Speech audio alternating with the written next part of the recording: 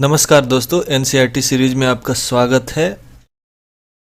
पिछले हम लोगों ने 4 चैप्टर कर चुका है। क्लास 6 की हम लोगों ने 4 चैप्टर ख़त्म कर चुका है। आज हम अपने 5वें चैप्टर पे चलेंगे। चैप्टर का नाम है क्या बताती है हमें किताबें और कब्रें। ठीक है, तो एक बच्ची है जो कि अपने पुस्तकालय में है, तो पुस्तकालय में मेरी है और इनके द्वारा कुछ कुछ बातें सोची जा रही है, समझी जा रही है, उसे देखते हैं। जैसे ही घंटी बजी, शिक्षक ने छात्रों को अपने साथ आने को कहा। आज वे पहली बार पुस्तकालय जा रहे थे। मेरी ने देखा कि पुस्तकालय उसकी कक्षा से काफ़ी बड़ा था और वहाँ किताबों से भरे कई रैक थे। कोने में एक अलमारी थी जो मोटी मोटी किताबों से भरी थी। मेरी को एक अलमारी खोलने की कोशिश करते देख शिक्षक ने कहा, उस अलमारी में अलग अलग धर्मों से जुड़ी हुई महत्वपूर्ण किताबें हैं। क्या तुम्हें मालूम है कि हमारे पास वेदों का भी एक संग्रह है? मेरी सोचने लगी, वेद क्या है? चलो पता लगाते हैं। ठीक है, टॉपिक पे आते हैं। दुनिया के प्राचीनतम ग्रंथों में एक, शायद तुमने वेदों के बारे में सुना होगा। वेद 4 हैं, ऋग्वेद, सामवेद, यजुर्वेद और अथर्ववेद। सबसे पुराना वेद है ऋग्वेद। सबसे पुराना वेद कौन सा है? तो ऋग्वेद है, जिसकी रचना लगभग 3500 साल पहले हुई है। ऋग्वेद में 1000 से ज़्यादा प्रार्थनाएं हैं जिन्हें सूक्त कहा जाता है। ऋग्वेद में कितने प्रार्थनाएं? 1000 से ज़्यादा हैं और जिसे उन प्रार्थनाएं को सूक्त कहा जाता है। सूक्त का मतलब है कि अच्छी तरह से बोला गया, मतलब अच्छी तरह से बोली गए जो प्रार्थनाएं हैं उनको सूक्त कहा जाता है। ये विभिन्न देवी देवताओं की स्तुति में रचे गए हैं। इनमें से 3 देवता बहुत महत्वपूर्ण हैं। ऋग्वेद में जो है 3 देवता जो बताए गए हैं वो बहुत महत्वपूर्ण देवता हैं, जैसे कि अग्नि है, इंद्र है और सोम है। अग्नि आग का देवता, इंद्र युद्ध के देवता है और सोम एक पौधा है जिससे एक खास पेय बनाया जाता था। वैदिक प्रार्थनाओं की रचना ऋषियों ने की थी। आचार्य विद्यार्थियों को इन्हें अक्षरों, शब्दों और वाक्यों में बांटकर स्वर पाठ द्वारा कंठस्थ करवाते थे। अधिकांश सूक्तों को रचयिता सीखने और सिखाने वाले पुरुष थे। सूक्तों के जो रचयिता थे या सीखने या सिखाने वाले जो भी थे, अधिकांश पुरुष ही थे, महिलाएं बहुत कम थी। कुछ प्रार्थनाएं की रचना महिलाओं ने भी की थी। कुछ प्रार्थनाएं महिलाओं ने भी रचा था। ऋग्वेद की भाषा प्राक संस्कृत या वैदिक संस्कृत कहलाती है। तुम स्कूल में जो संस्कृत पढ़ते हो उससे यह भाषा थोड़ी सी भिन्न है। जो हम स्कूल में संस्कृत पढ़ते हैं उससे ये भाषा, इस वेद की प्राक संस्कृत भाषा थोड़ी सी भिन्न है, मतलब थोड़ा अलग है। संस्कृत और अन्य भाषाएं को देखते हैं। संस्कृत भाषा भारत यूरोपीय भाषा परिवार का हिस्सा है। भारत यूरोपीय भाषा परिवार का हिस्सा संस्कृत भाषा है। भारत की कई भाषाएं, असमिया, गुजराती, हिंदी, कश्मीरी, सिंधी, एशियाई भाषाएं जैसे फारसी तथा यूरोप की बहुत सी भाषाएं जैसे अंग्रेजी, फ्रांसीसी, जर्मनी, यूनानी, इतावरी, स्पेनिश आदि इसी परिवार से जुड़ी हुई है। उन्हें एक भाषा परिवार इसलिए कहा जाता है क्योंकि आरंभ में उनमें कई शब्द एक जैसे थे। उदाहरण के लिए मातृ संस्कृत, माँ हिंदी और मदर अंग्रेजी में शब्द को देखो, इनमें कुछ कुछ समानताएं आपको दिखेगी। उपमहाद्वीप में दूसरे भाषा परिवार की भी भाषाएं बोली जाती हैं। उदाहरण के लिए पूर्वोत्तर प्रदेशों में तिब्बत बर्मा परिवार की भाषाएं बोली जाती हैं। तमिल, तेलुगु, कन्नड़, मलयालम द्रविड़ भाषा परिवार की भाषाएं हैं। जबकि झारखंड और मध्य भारत में कई हिस्से में बोली जाने वाली भाषाएं ऑस्ट्रो एशियाटिक परिवार से जुड़ी है। आगे चलते हैं। हम जिन किताबों को पढ़ते हैं वे लिखी और छापी गई हैं। ऋग्वेद का उच्चारण किया जाता था और श्रवण किया जाता था, न कि पढ़ा जाता था। रचना के कई सदियों बाद इसे पहली बार लिखा गया। इसे छापने का काम तो मुश्किल से 200 साल पहले हुआ है। इतिहासकार ऋग्वेद का अध्ययन कैसे करते हैं? इतिहासकार पुरातत्ववेताओं की तरह ही अतीत के बारे में जानकारी इकट्ठी करते हैं, लेकिन भौतिक अवशेषों के अलावा वे लिखित स्रोतों का भी उपयोग करते हैं। चलो देखते हैं कि ऋग्वेद का अध्ययन कैसे करते हैं। ऋग्वेद के कुछ सूक्त वार्तालाप के रूप में है। विश्वामित्र नामक ऋषि और देवताओं के रूप में पूजित दो नदियाँ व्यास और सतलज के बीच यह संवाद एक ऐसे सूक्त का अंश है। एक संवाद दिया गया है जो कि ऋग्वेद के अंदर की रचनाओं में से है, और उस संवाद को देखते हैं। ये कुछ इस तरीके से, ये ऋग्वेद का ही एक हिस्सा है, एक पन्ना है, ठीक है। इसको देख लेंगे ध्यान से। विश्वामित्र और नदियों के बीच एक संवाद है, उसे हम पढ़ते हैं। विश्वामित्र कहते हैं, हे नदियों, अपने बछड़ों को चाटती हुई दो दमकती गायों की तरह दो फिरतीले घोड़ों की चाल से पहाड़ों से नीचे आओ। इंद्र द्वारा दी हुई शक्ति से स्फूर्त तुम रथों की गति से सागर की ओर बह रही हो। तुम जल से परिपूर्ण हो और एक दूसरे से मिल जाना चाहती हो। ये विश्वामित्र दो नदियों को बोल रहे हैं। अब नदियाँ बोलती हैं, जल से परिपूर्ण हम देवताओं के बनाए रास्ते पर चलती हैं। एक बार निकलने पर हमें रोका नहीं जा सकता। हे ऋषि, तुम हमसे प्रार्थना क्यों कर रहे हो? विश्वामित्र फिर बोलते हैं कि हे बहनों, मुझ गायक की प्रार्थना सुनो। मैं रथों और गाड़ियों सहित बहुत दूर से आया हूँ। कृपा करके अपने जल को हमारे रथों और गाड़ियों की धुरियों के ऊपर न उठाओ, ताकि हम आसानी से पार कर सके। नदियाँ बोलती हैं, हम तुम्हारी प्रार्थना सुनेंगे, जिससे तुम सब सुरक्षित उस पार जा सको। इतिहासकार यह बताते हैं कि यह प्रार्थना उस क्षेत्र में रची गई होगी जहाँ ये नदियाँ बहती हैं। वे यह भी सुझाते हैं कि जिस समाज में ऋषि रहते थे वहाँ घोड़े गाय को बहुत महत्व दिया जाता है, इसलिए नदियों की तुलना घोड़ों और गायों से की गई है। ऋग्वेद की प्रार्थनाएं में अन्य दूसरी नदियाँ, खास करके सरस्वती, सिंधु और उसकी सहायक नदियों का जिक्र है। गंगा और यमुना का उल्लेख सिर्फ एक बार है। ऋग्वेद में प्रायः जो नदियों का जिक्र है वो सरस्वती, सिंधु और उसकी सहायक नदियों का जिक्र है। गंगा यमुना का सिर्फ एक बार जिक्र है ऋग्वेद में।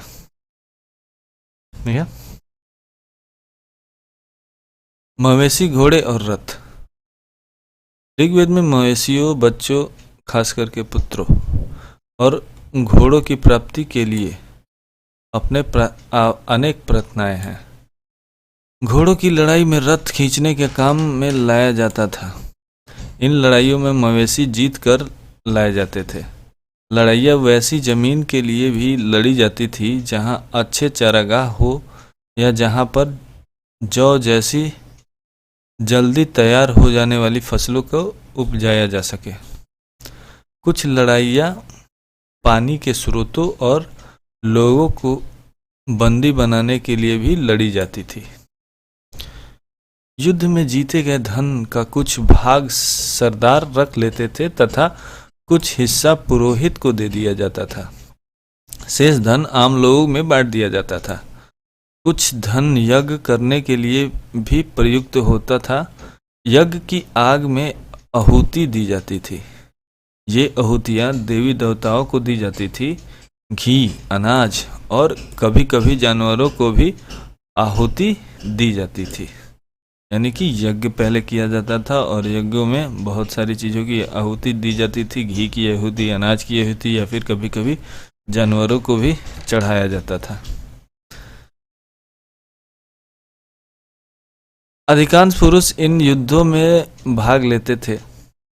कोई अस्थाई सेना नहीं होती थी, लेकिन लोग सभाओं में मिलते जुलते थे और युद्ध व शांति के विषय में सलाह मशवरा करते थे। वहाँ ये ऐसे लोग को अपना सरदार चुनते थे जो बहादुर और कुशल योद्धा होते थे। लोगों की विशेषता बताने वाले शब्द। लोगों का वर्गीकरण काम, भाषा, परिवार या समुदाय, निवास स्थान या सांस्कृतिक परंपरा के आधार पर किया जाता था। ऋग्वेद में लोगों की विशेषता बताने वाले कुछ शब्द को देखो। ऐसे दो समूह हैं जिनका वर्गीकरण काम के आधार पर किया गया है। पुरोहित, जिन्हें कभी कभी ब्राह्मण कहा जाता था, तरह तरह के यज्ञ और अनुष्ठान करते थे। दूसरे लोग थे राजा। ये राजा वैसे नहीं थे जिनके बारे में तुम बाद में पढ़ोगे। ये न तो बड़ी राजधानियां और महलों में रहते थे, न इनके पास सोना था, न ही ये कर वसूलते थे। प्रायः राजा की मृत्यु के बाद उसका बेटा अपने आप ही शासक नहीं बन जाता था। यानी कि पहले जो राजा होते थे वो वंशानुगत नहीं होते थे, उनके बाहुबल पे उन्हें राजा घोषित किया जाता था। जनता या पूरे समुदाय के लिए दो शब्दों का इस्तेमाल होता है। एक था जन, जिसका प्रयोग हिंदी व अन्य भाषाओं में आज भी होता है। दूसरा था विश, जिससे वैश्य शब्द निकलता है। इस विषय पर तुम अध्याय 6 में विस्तार से पढ़ोगे। ऋग्वेद में विश और जनों के नाम मिलते हैं, इसलिए हमें पुरुजन या विश, भारत जन या विश, यदुजन या विश जैसे कई उल्लेख मिलते हैं। जिन लोगों ने इन प्रार्थनाओं की रचना की वे कभी कभी खुद को आर्य कहते थे तथा अपने विरोधियों को दास या दास्यु कहते थे। दास्यु वे लोग थे जो यज्ञ नहीं करते थे और शायद दूसरी भाषाएं बोलते थे। बाद के समय में दास, इसका स्त्रीलिंग दासी होगा, शब्द का मतलब गुलाम हो गया। दास वे स्त्री और पुरुष होते थे जिन्हें युद्ध में बंदी बनाया जाता था। उन्हें उनके मालिक की जायदाद माना जाता था। जो भी काम मालिक कहते थे उन्हें वह सब करना पड़ता था। जिस युग में उपमहाद्वीप के उत्तर पश्चिम में ऋग्वेद की रचना हो रही थी, उसी समय दूसरी जगहों पर एक अलग अलग तरह का विकास हो रहा था। देखो वहाँ क्या हो रहा था। खामोश प्रहरी, कहानी महापाषाणों की। अगले पृष्ठ के चित्र को देखो। देखते हैं अगले पृष्ठ के चित्र को। ये है, पढ़ते हैं आगे। ये शिलाखंड महापाषाण, महा मतलब बड़ा और पाषाण मतलब पत्थर, नाम से जाने जाते हैं। ये पत्थर दफन करने की जगह पर लोगों द्वारा बड़े करीने से लगाए गए थे। महापाषाण कब्रें बनाने की प्रथा लगभग 3000 साल पहले शुरू हुई। यह प्रथा दक्कन, दक्षिण भारत, उत्तर पूर्वी भारत और कश्मीर में प्रचलित थी। कुछ महत्वपूर्ण महापाषाण पुरास्थल मानचित्र 2 में दिखाए गए हैं। कुछ महापाषाण जमीन के ऊपर ही दिख जाते हैं, कुछ महापाषाण जमीन के भीतर भी होते हैं।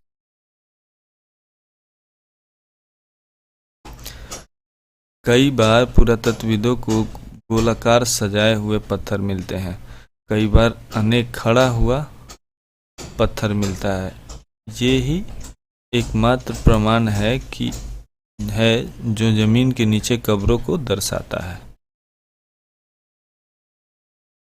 इन सब कब्रों में समानताएं हैं, कुछ समानताएं हैं। सामान्यतः मृतकों को खास किस्म की मिट्टी के बर्तनों के साथ दफनाया जाता था, जिन्हें काले लाल मिट्टी को के बर्तन ब्लैक एंड रेड वेयर के नाम से जाना जाता है।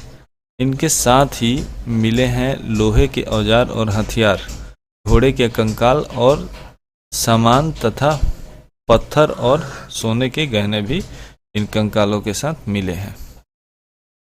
महापाषाण काल में लोहे मिले हैं। बाईं ओर जो है घोड़े के लिए सामान है। ये नीचे बाईं ओर कुल्हाड़ी है, ये जो कुल्हाड़ी मिला है, और एक नीचे ये कटार मिला है। ठीक है। लोगों की सामाजिक असमानताओं के बारे में पता करना, सामाजिक असमानताएं कैसे थी वो पता करते हैं। पुरातत्वविदों यह मानते हैं कि कंकाल के साथ पाई गई चीजें मरे हुए व्यक्ति की रही होगी। कभी कभी एक कब्र की तुलना में दूसरी कब्र में ज़्यादा चीज़ें मिलती हैं। मानचित्र 2 पृष्ठ 14 में ब्राहगीर को खोजें। तो मानचित्र 2 में पृष्ठ 14 में ब्राहगीर खोजते हैं। ब्राहगिरी, ये इस जगह पे रहा ब्राहगिरी। अब देख लेंगे कि कहाँ पे है ब्राहगिरी। ये इस जगह पे ब्राहगिरी है। तो आगे चलते हैं।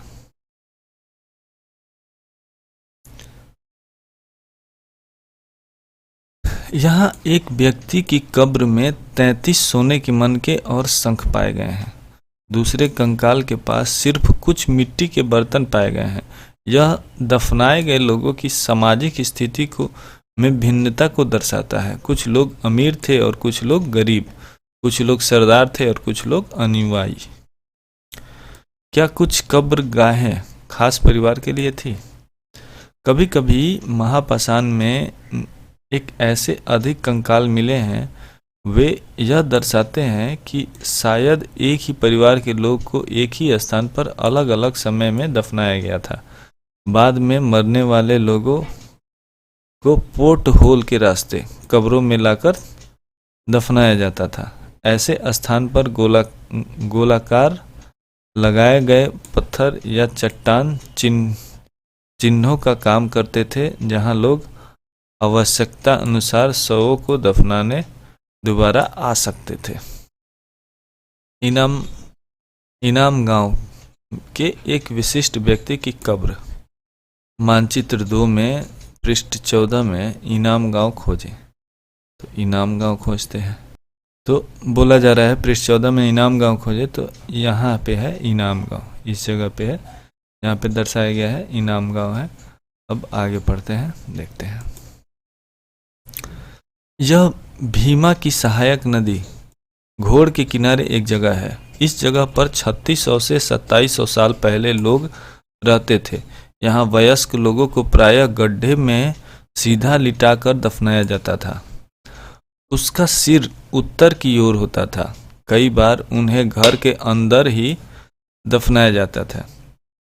ऐसे बर्तन जिनमें शायद खाना और पानी हो दफनाए गए शव के पास रख दिया जाता था। एक आदमी को 5 कमरे वाले मकान के आंगन में 4 पैरों वाले मिट्टी के एक बड़े से संदूक में दफनाया गया था। बस्ती के बीच में बसा यह घर गांव के सबसे बड़े घरों में से एक था। इस घर में एक अनाज का गोदाम भी था। शव की पैर मुड़े हुए थे। ठीक है। क्या बताते हैं हमें कंकाल के अध्ययन? देखते हैं। छोटे आकार के आधार पर एक बच्चे के कंकाल की आसानी से पहचान की जा सकती है, लेकिन एक बच्चे और बच्ची के कंकाल के बीच कोई बड़ा फर्क नहीं होता है। क्या हम यह पता लगा सकते हैं कि कंकाल किसी पुरुष या स्त्री का है? कभी कभी लोग कंकाल के साथ मिले सामानों के आधार पर इसका अंदाजा लगाते हैं। उदाहरण के लिए, यदि कंकाल के साथ गहने मिलते हैं तो कई बार उसे महिला का कंकाल मान लिया जाता है, लेकिन ऐसी समझ के साथ समस्याएं हैं। अक्सर पुरुष भी आभूषण पहनते थे। कंकाल का लिंग पहचानने का बेहतर तरीका उसकी धारी स्त्रियों की जांच है। चूंकि महिलाएं बच्चे को जन्म देती है, इसलिए उनकी कटी प्रदेश या कुल्हा पुरुषों से ज़्यादा बड़ा होता है। ये समझ कंकाल के आधुनिक अध्ययन पर आधारित है। आज के लगभग 2000 साल पहले चरक नाम के प्रसिद्ध वैद्य थे। उन्होंने चिकित्सा शास्त्र पर चरक संहिता नाम की किताब लिखी। चरक नाम के वैद्य चरक संहिता नाम की किताब लिखी चिकित्सा शास्त्र पे। वे कहते हैं कि मनुष्य के शरीर में 360 हड्डियां होती हैं। यह आधुनिक शरीर की रचना विज्ञान 206 हड्डियों की से काफ़ी ज़्यादा है। संभवतः चरक ने अपनी गिनती में दांत, हड्डियों के जोड़ और कार्टिलेज को जोड़कर यह संख्या बताई थी। इनाम गांव के लोगों के काम धंधे। इनाम गांव हमने देखा था कहाँ पे है। इनाम गांव यहाँ पे है, मुंबई, यहाँ मुंबई है और यहाँ पे इनाम गांव। इनाम गांव में पुरातत्वविदों को गेहूं, जौ, चावल, दाल, बाजरा, मटर और तिल के बीज मिले हैं। कई जानवरों की हड्डियां भी मिली हैं। कई हड्डियों पर काटने के निशान से यह अंदाजा होता है कि लोग इन्हें खाते होंगे। गाय, बैल, भैंस, बकरी, भेड़, कुत्ता, घोड़ा, गधा, सुअर, सांबर, चितकबरा, हिरन, कृष्णमृग, खरहा, नेवला, चिड़िया, घड़ियाल, कछुआ, केकड़ा और मछली की हड्डियां भी पाई गई हैं। ऐसे साक्ष्य मिले हैं कि बेर, आंवला, जामुन, खजूर और कई तरह की रसभरियां एकत्र की जाती थी। अन्यत्र में देख लेते हैं। एटलस में चीन को देखो, तो चीन देख लेते हैं पहले। चीन कहाँ पे है तो देखते हैं। ये हमारा यहाँ पे इंडिया है और ये जो भाग है ये चीन है, ये चाइना है। इंडिया के जस्ट ऊपर में ही है। यहाँ पे नेपाल है, नेपाल से सटा हुआ पूरा ये चाइना है। ठीक है, चीन को हमने देख लिया। तो एटलस में हमने चीन को देखा। लगभग 3500 साल पहले हम यहाँ की लेखन कला के सबसे पुराने उदाहरण पाते हैं। यह जानवरों की हड्डियों पर लिखा गया था। इसे भविष्यवाणी करने वाले हड्डियां कहा जाता है, क्योंकि यह मान्यता थी कि ये भविष्य बताती हैं। राजा लोग लिपिकारों के इन हड्डियों पर सवाल लिखवाते थे। क्या वे युद्ध जीतेंगे? क्या फसलें अच्छी होगी? क्या उन्हें पुत्र होंगे?